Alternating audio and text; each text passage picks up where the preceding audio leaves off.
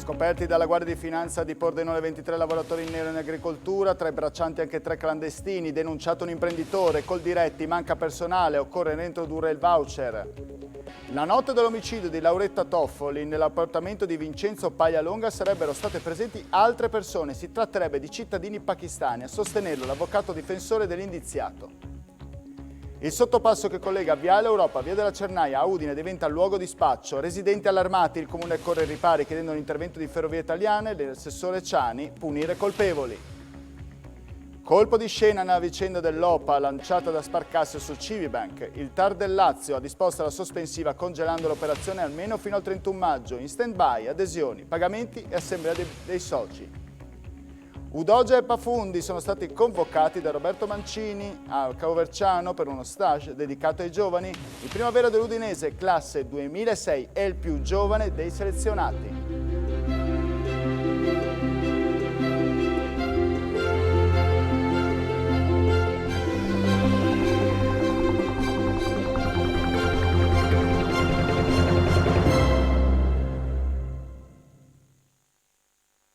Buonasera e ben ritrovati con l'informazione di Telefriuli. Come avete sentito quindi dai titoli in apertura alla cronaca, la Guardia di Finanza di Pordenone ha scoperto 23 lavoratori stranieri completamente in nero nel settore dell'agricoltura. Denunciati 3 clandestini, l'imprenditore italiano anche che li ha impiegati, 4 le aziende sospese servizio. Li hanno individuati grazie all'utilizzo del drone mentre erano intenti a piantare le barbatelle, le viti e a raccogliere gli asparagi. Lavoratori agricoli con la particolarità che a un successivo riscontro sono risultati irregolari e sottopagati. 23 i braccianti scoperti dalla Guardia di Finanza del Comando Provinciale di Pordenone in un'area compresa tra San Vito al Tagliamento e Morsano. 3 di questi addirittura erano clandestini, sono stati poi denunciati come l'imprenditore italiano che li impiegava. 4 le aziende complessivamente nel mirino. I controlli hanno preso spunto dalle indicazioni pervenute a livello centrale sia dal Ministero del Lavoro e delle Politiche Sociali che dal Comando Generale della Guardia di Finanza, confermate e supportate dalla Prefettura del Pordenonese che nei mesi scorsi aveva indetto un tavolo contro il lavoro nero. In 2 giornate di controlli le Fiamme Gialle assieme ai funzionari dell'Ispettorato del Lavoro hanno individuato le aziende sospette. Una di queste impiegava per il 100% lavoratori in nero, ovvero 7 su 7, le altre 3 al 50%. Tra i coltivatori 4 erano anche richiedenti asilo. Ora gli imprenditori indagati dovranno pagare una sanzione di 1.800 euro per bracciante irregolare, maggiorata del 20% nello specifico per l'assunzione di lavoratori stranieri clandestini o richiedenti asilo. Non facciamo di un'erba un fascio, così il presidente di Coldiretti Udine Gino Vendrame commenta l'operazione della Guardia di Finanza. Il problema, avverte, è la mancanza di personale italiano. Servirebbe reintrodurre lo strumento dei voucher. Sentiamolo.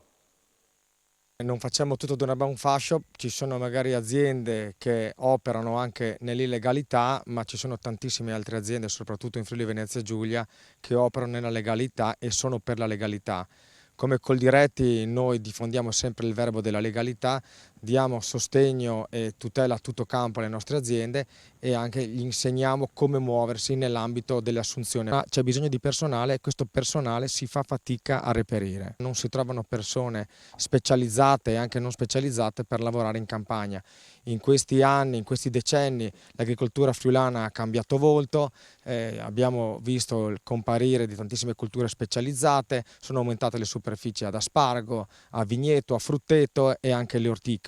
L'agricoltura, e non solo l'agricoltura, anche il settore alberghiero, avevano in passato usufruito di questo fantastico strumento che erano i voucher, perché bisogna capire che tante volte l'agricoltura non è in grado di dare un lavoro continuativo nel corso dell'anno. Mi auguro che venga trovato, se non il voucher, ma un sistema analogo e comunque, chiamiamolo competitivo alla pari del voucher.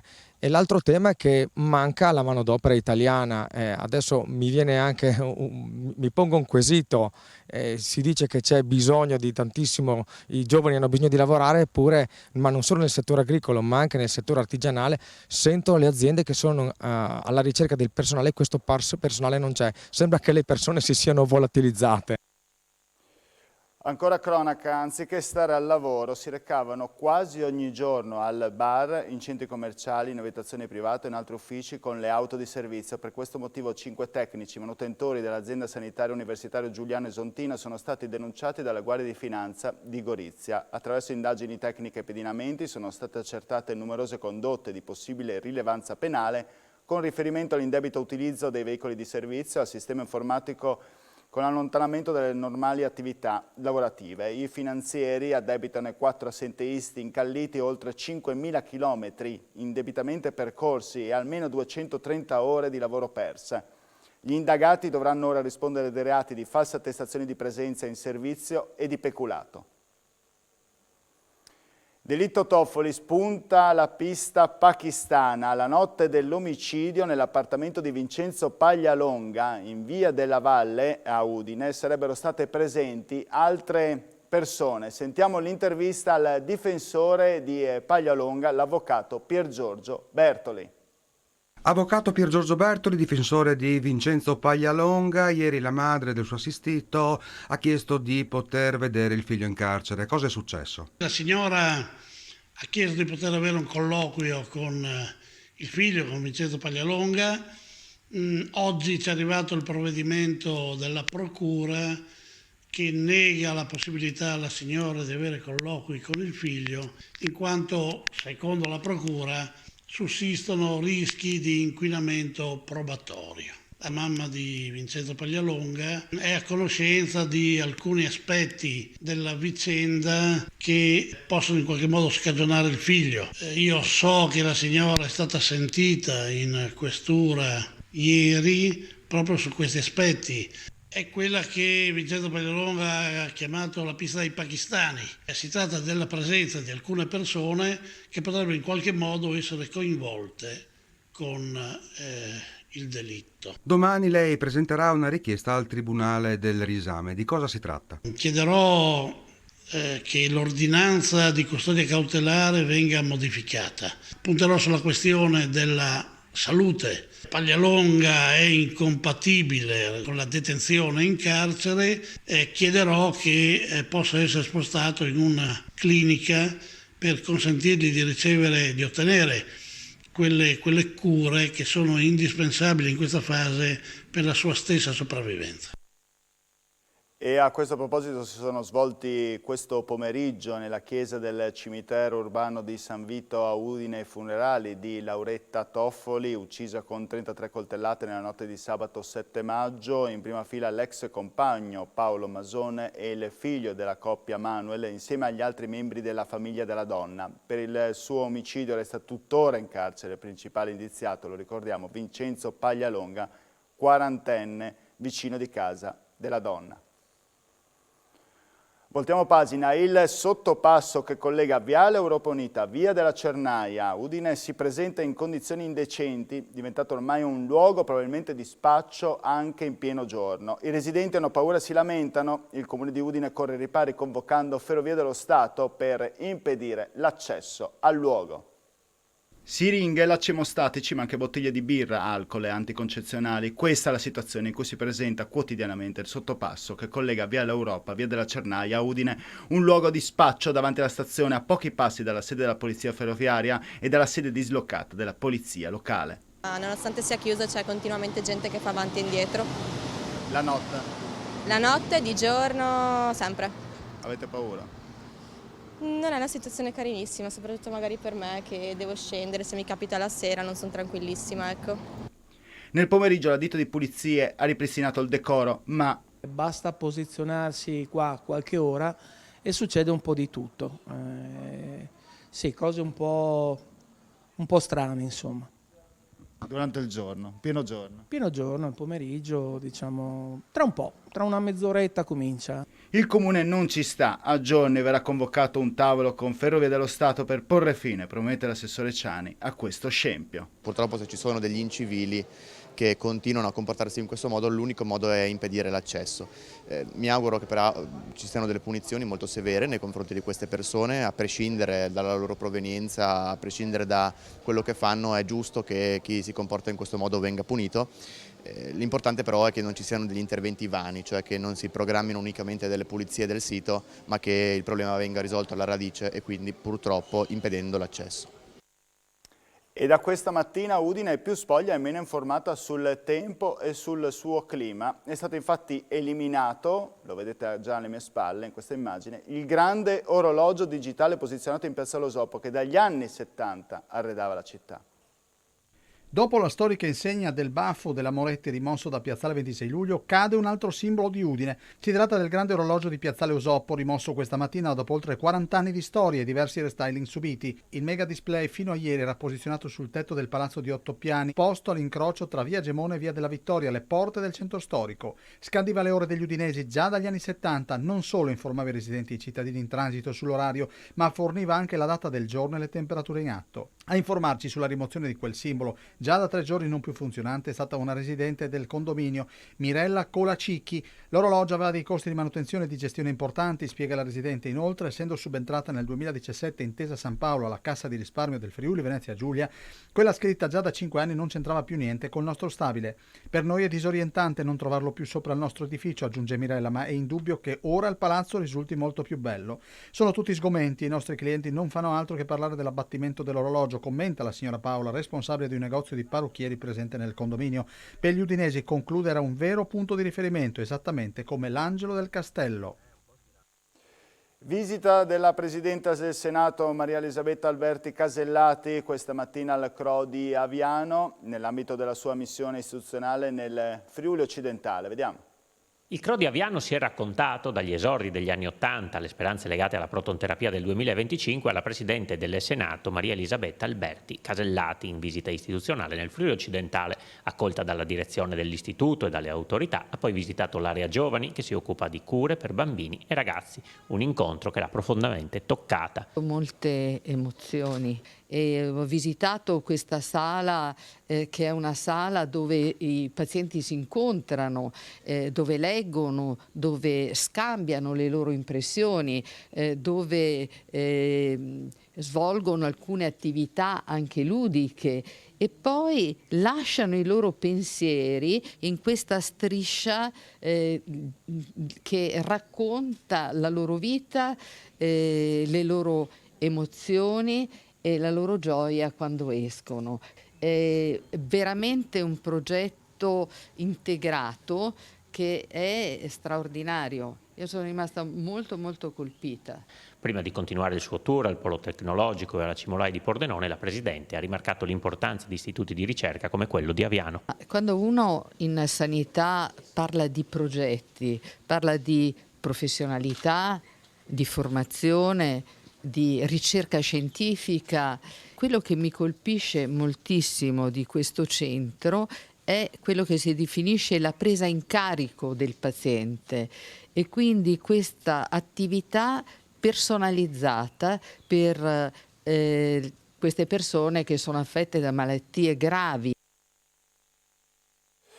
Il Covid è durato solo un giorno allo zero nella casella dei posti letto occupati dai pazienti Covid in terapia intensiva. 24 ore dopo un paziente grave è entrato nuovamente nel reparto di rianimazione. 128 invece le persone ricoverate nelle altre aree mediche, 435 i nuovi contagi a fronte di 5.985 tamponi tra molecolari antigenici.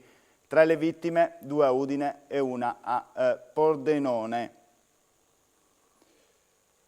L'OPA lanciata da Sparcasse su Civibank è congelata, questa è la decisione del Presidente della sezione seconda quater del TAR Lazio che ha disposto la sospensiva del provvedimento Consob con cui era stata autorizzata la pubblicazione del documento di offerta. Vediamo il servizio.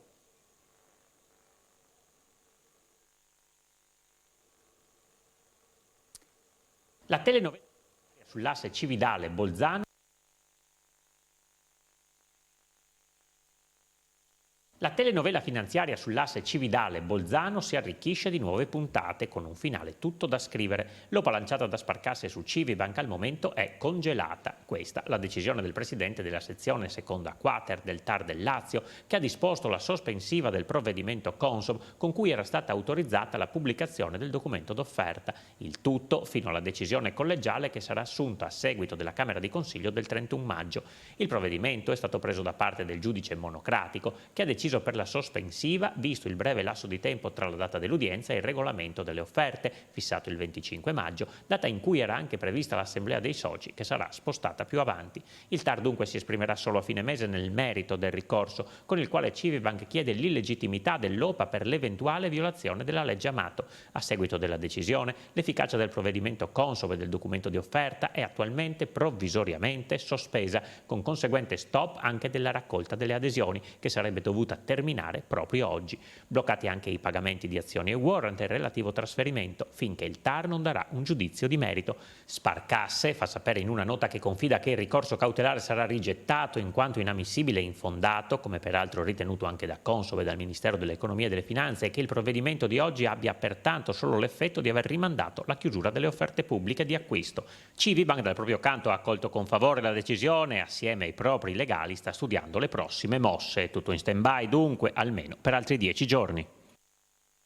Una decisione che non mi sorprende, così l'imprenditore di Manzano Lucio Zamò, socio dell'allora Banca Popolare di Cividale dal 1980, commenta il provvedimento del TAR del Lazio di sospendere l'OPA di Sparcasse su Civibank. Come in tutte le diatribe tra i grandi, alla fine sono i piccoli a rimetterci, commenta Zamò, riferendosi ai piccoli azionisti. Credo che la loro adesione massiccia all'OPA sia stata determinata dalla paura, anche inconscia, di perdere tutto. Lo tsunami delle banche venete è ben presente a tutti e c'è chi dal 2015 è ancora in attesa dei ristori. Secondo Zamò, se la Regione perde, almeno dal punto di vista emotivo, l'ultima banca del territorio, le cause vanno cercate negli errori del passato, quando si è persa l'occasione di dar vita a una grande popolare del Friuli Venezia Giulia. Anch'io aderito all'OPA, prosegue l'imprenditore di Manzano, forse quello proposto non è il miglior prezzo di vendita, ma credo che nella decisione di molti abbiano inciso anche le indicazioni politiche a partire dalla decisione di Friuli, alla finanziaria controllata dalla Regione, di aderire all'OPA. Mi auguro che Sparcasse, conclude Lucio Zamò, come promesso, mantenga i posti di lavoro accompagnando la pensione chi ha fino a carriera e che si attenta alle esigenze di imprenditori, famiglie e pensionari del territorio.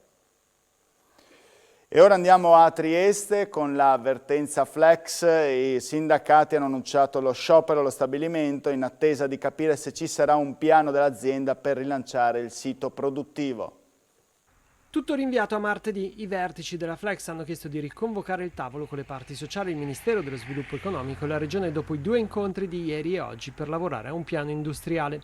L'azienda, che produce apparati ottici per la trasmissione dati, è a rischio delocalizzazione e nei giorni scorsi si era parlato di 280 esuberi, di cui 80 tra gli interinali, su 525 dipendenti. L'azienda ribadisce la volontà di ridurre gli organici. Oggi si dimostra nuovamente che non c'è un piano industriale e che la volontà è quella di determinare una riduzione complessiva dello stabilimento.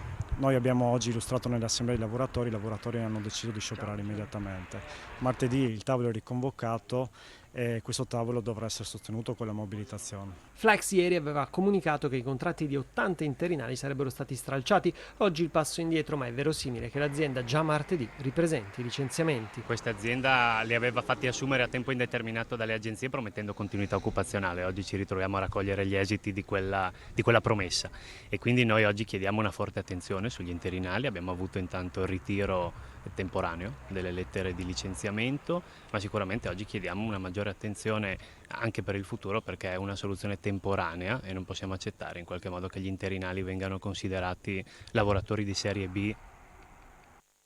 Giornata di proteste oggi a Trieste, dove nel tardo pomeriggio si è tenuto un corteo, mentre in mattinata c'è stato un presidio contro la guerra delle sigle sindacali indipendenti e del Comitato Lavoratori Portuali. il reintegro dei lavoratori licenziati e la possibilità di tornare ai tavoli sindacali. Il Comitato Lavoratori Portuali di Trieste ha aderito allo sciopero generale di oggi e ha tenuto un presidio davanti alla sede dell'autorità portuale per chiedere al presidente Zeno D'Agostino di riattivare il dialogo. Il CLPT, dopo un lungo periodo di feeling con lo stesso D'Agostino, si era visto interrompere i rapporti a seguito dello sciopero e dell'occupazione del varco 4 del Molo VII di ottobre. Ora il direttore del comitato, Sebastiano Grison, chiede al presidente di ritornare a dialogare. C'è poi la richiesta di reintegrare i 3 lavoratori licenziati, Fabio Tuiac, Antonino Rizzo e Stefano Puzzer.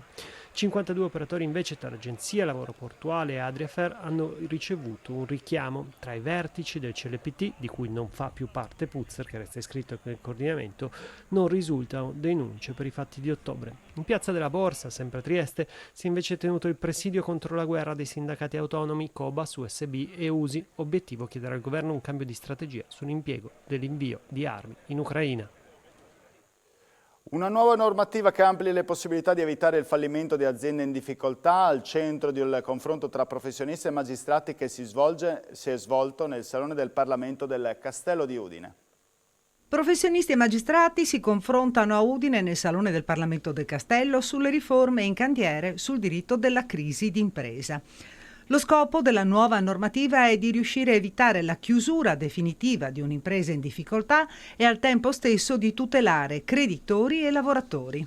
Di fronte a una situazione che cambia continuamente, la stessa produzione normativa diventa più complessa, tant'è che noi abbiamo adesso questo codice della crisi che è legge dal 2019, ma non è ancora, salvo qualche disposizione, entrato in vigore e ha subito già delle modifiche e siamo alla vigilia di altre modifiche, in parte dettate dall'Unione Europea. Ai creditori può anche essere chiesto, non dico un passo indietro, ma uno stop, un'attesa maggiore per verificare se c'è la possibilità di soddisfarli in maniera non peggiore di quella che sarebbe la normale liquidazione di un'impresa, conservando l'attività di impresa, cioè conservando una realtà produttiva che possa, naturalmente correggendo quegli errori, perché se un'impresa è in crisi è perché non andava bene, ma può essere che ci siano ancora delle risorse, delle conoscenze, delle cose che possono ancora produrre ricchezza. Al via a Trieste il servizio di bus a chiamata, un'attività sperimentale che verrà poi portata anche in Friuli. Si chiama TS On Demand ed è una specie di Uber per gli autobus che servirà a collegare il centro città e le zone meno servite dal trasporto pubblico locale. Lunedì l'iniziativa prenderà il via a Trieste, mentre a metà giugno, la data ufficiale verrà annunciata prossimamente, un servizio analogo sarà proposto nella Val Degano. Si tratta in pratica di un centralino o di una app che consentirà di prenotare una corsa del trasporto pubblico locale da 14 giorni a 45 minuti prima del via, in un'area non coperta da altri collegamenti. Il servizio in questo caso è realizzato da TPL e FVG e nel caso Giuliano con Trieste Trasporti. Si tratta di una piccola rivoluzione culturale, ha spiegato Graziano Pizzimenti, assessore regionale alle infrastrutture e al territorio. È un passo importante verso una diversa e più moderna idea di trasporto pubblico che la regione ha sempre convintamente sostenuto. Oggi in tutto il mondo è stata celebrata la giornata mondiale delle api. In Friuli Venezia Giulia sono 147 le aziende che operano nel comparto dell'apicoltura, il 34% in più in confronto rispetto al 2017. L'impollinazione delle api determina la resa e la qualità di 3 colture su 4 e genera produzione di miele per un totale di 3 miliardi di euro su scala nazionale. Sono i numeri diffusi da Coldiretti in occasione della giornata mondiale delle api, volta a rimarcare l'importanza del lavoro svolto da uno degli insetti più importanti per l'equilibrio della nostra catena alimentare. Quella dell'apicoltura è un'attività in crescita in tutta Italia, in particolare in Friuli Venezia Giulia, dove le aziende apicole registrate sono 147, il 34% in più in confronto al 2017. 21 di queste sono dirette da giovani sotto i 35 anni, con un incremento in questo caso del 62% rispetto a 5 anni fa. La giornata mondiale ha portato all'attenzione anche le problematiche legate al clima, sempre più caratterizzato da periodi di siccità e ondate di caldo anomale come quella di questi giorni. Se continua l'andamento siccitoso, con mancanza di acqua e pioggia, eccetera, le cose peggiorano, perché ovviamente le api hanno bisogno di mantenere un certo calore all'interno della famiglia e questo calore poi viene abbassato, se troppo elevato, tramite acqua, quindi hanno bisogno dell'acqua per nutrirsi, l'acqua per, non dico dissetarsi, ma comunque perché hanno bisogno per fare le loro pappe per le larve e hanno bisogno anche dell'acqua per abbassare il calore all'interno della famiglia. Oggi è stato sottoscritto l'accordo tra il gruppo Fantoni e il comune di Gemona per il restauro di Palazzo Scarpa affinché venga ridato alla comunità. La consegna è prevista entro la fine del 2023. L'edificio ospiterà le lezioni del corso di Scienze Motorie dell'Università di Udine e diversi spazi per eventi pubblici. C'è anche l'ipotesi di accogliere l'archivio regionale del terremoto attualmente a Gradisca di Sonzo. La firma dell'accordo è stata posta questa mattina tra i rappresentanti del gruppo industriale Paolo e Giovanni Fantoni e il sindaco Roberto Revelant. L'amministrazione comunale è entrata in possesso del prestigioso edificio nel centro di cittadino alla fine dell'anno scorso e immediatamente la famiglia Fantoni ha manifestato la propria disponibilità a contribuire al recupero. L'accordo prevede una sponsorizzazione da parte del gruppo industriale di 1 milione di euro attraverso la realizzazione diretta degli interventi di ristrutturazione. E lungo la Tresemane, in comune di Tavagnacco, una zona abbandonata a se stessa per almeno un decennio, sta prendendo nuova vita. Qui un tempo c'era una pizzeria e dopo la sua chiusura definitiva l'area era rimasta incolta. In questi giorni invece hanno preso avvio i lavori di recupero con l'abbattimento delle piante e il loro ammassamento. Ci sono tutti i presupposti che inducono a pensare alla possibile creazione di uno spazio idoneo alla costruzione di un nuovo edificio. L'amministrazione comunale parla di recupero dell'area nel contesto degli interventi previsti per la riqualificazione della Tresemane. Al posto della pizzeria, secondo le prime indiscrezioni, dovrebbe sorgere un nuovo capannone commerciale destinato al settore delle auto.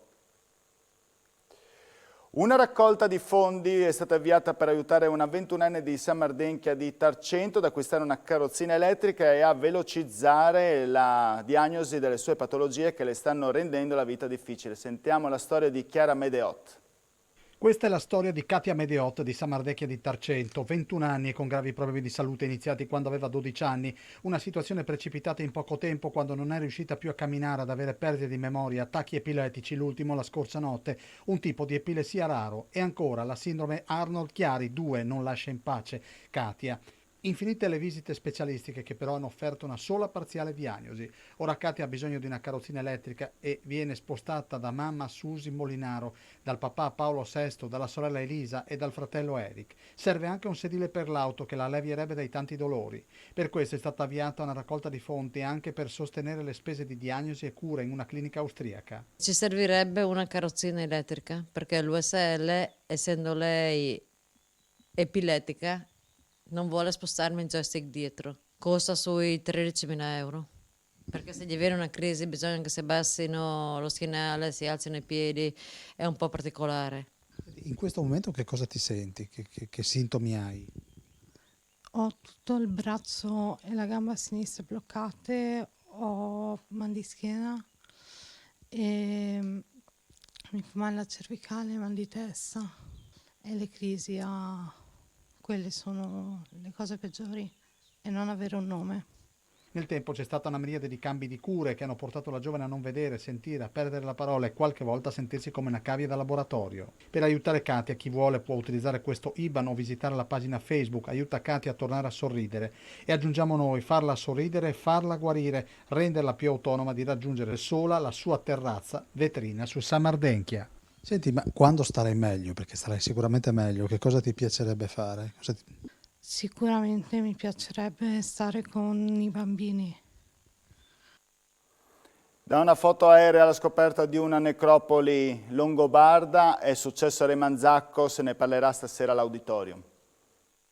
La scoperta di una necropoli longobarda nel cuore del Parco del Torre e del Malina. Se ne parlerà questa sera a Remanza con un incontro promosso dall'amministrazione comunale in collaborazione con il Museo Archeologico di Cividale. L'incontro dedicato alla memoria di Sandro Colussa, l'archeologo che nel 2000 avviò gli scavi che prima ancora della necropoli portarono alla luce resti dell'antica chiesetta campestre di San Martino. L'avventura nata nel 1992 quando, come un gruppo di giovani, abbiamo osservato una foto aerea e abbiamo visto, ci sembrava di vedere che ci fosse una chiesetta. Nel 2000 siamo riusciti a iniziare. Lo scavo nei primi 2 anni ci ha riconsegnato le fondazioni della chiesetta, ma la cosa interessante è che poi nel corso degli anni, a partire del 2005, è emersa una necropoli che risulta essere una necropoli longobarda. Lo studio delle ossa, lo studio dei reperti ci ha riconsegnato una comunità che 15 secoli fa ha deciso di seppellire in questa zona i propri cari.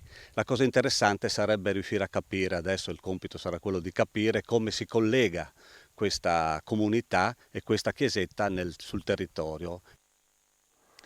Tra pochi minuti il nostro notiziario sportivo, dove si parlerà anche di Udinese per le convocazioni di Roberto Mancini, a sorpresa uno stage per giovani, convocati Udoge e Pafundi, e il Primavera dell'Udinese, addirittura classe 2006, è il più giovane dei selezionati. Questa è anche l'ultima notizia, io vi ringrazio per la vostra cortese e fedele attenzione e vi auguro buona serata a tutti, arrivederci.